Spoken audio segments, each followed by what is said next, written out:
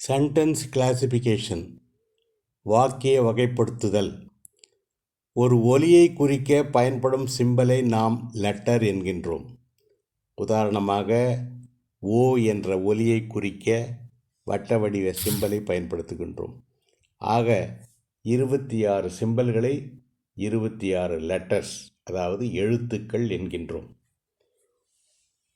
ஒரு எழுத்தோ அல்லது பல எழுத்துக்களின் தொகுப்பையோ வார்த்தை அதாவது வேர்ட் என்கின்றோம். ஒரு முழுமையான மீனிங்கை தரும் வகையில் அமைந்த வார்த்தைகளின் தொகுப்பை ஒரு சென்டென்ஸ் என்கின்றோம்.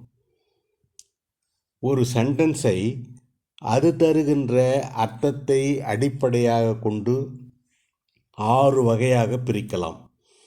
அந்த 6 வகை சென்டென்சஸ் எவை என்ற விவரம் இங்கே கொடுக்கப்பட்டுள்ளது. அதேபோல சென்டென்ஸின் ஸ்ட்ரக்சரை அதாவது ஒரு வாக்கியத்தில் சப்ஜெக்ட், வர்ப், கிளாஸ் ஆகியவை எப்படி அமைக்கப்பட்டுள்ளன என்ற அமைப்பை அடிப்படையாக கொண்டு 3 வகையாக பிரிக்கலாம்.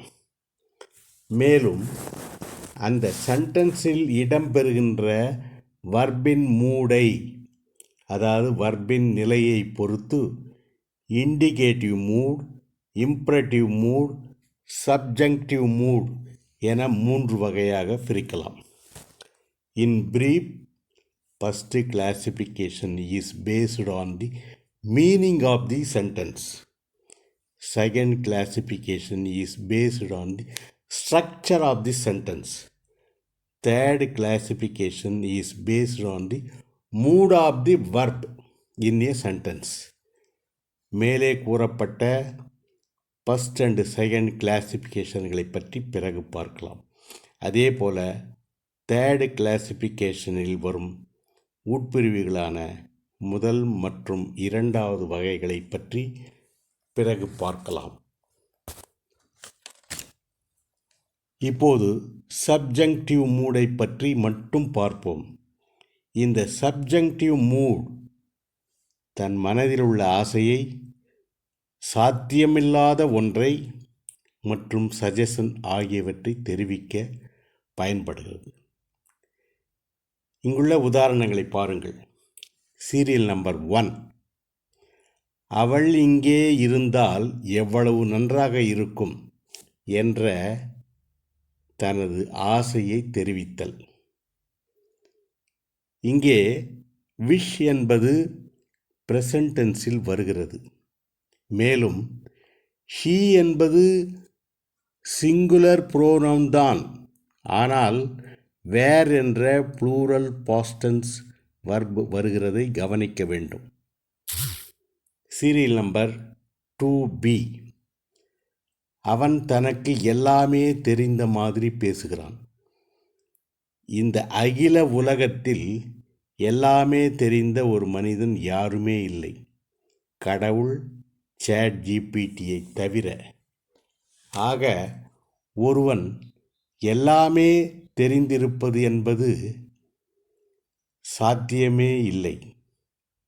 சாத்தியமில்லாத ஒன்றை தெரிவித்தால் நியூ அதாவது KNEW என்ற பாஸ்ட் டென்ஸ் வர்பு வருகிறது. இங்கே ஈ டாக்ஸ் என்பது மெயின் கிளாஸ் அதாவது முதன்மை வாக்கியம். ஆஸ் இப் ஈ நோஸ் எவரிதிங் என்பது சபார்டினேட்டிங் கிளாஸ்.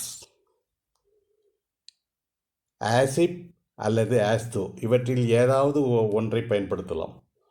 ஆஸ் இப் அல்லது ஆஸ் தோ என்பது சபார்டினேட்டிங் கன்ஜங்ஷன் அதாவது சார்பு வாக்கிய இணைப்பு சொல் ஆகும். Serial number 3.